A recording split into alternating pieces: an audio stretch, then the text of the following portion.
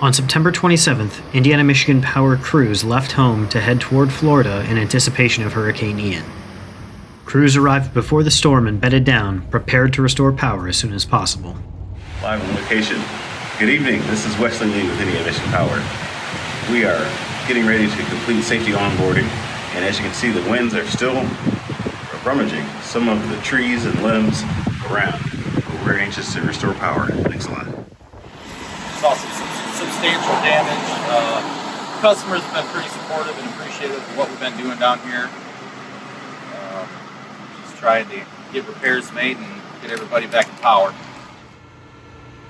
We've been working with TECO, working main lines out of the stations, working between grounds, working with our bird dogs that are TECO employees in line with. Safety continues to be our focus as we work to restore power for devastated areas, such as Plant City and other Tampa areas.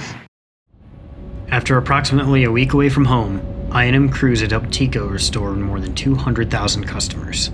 They were then released to come home and safely return to Indiana and Michigan.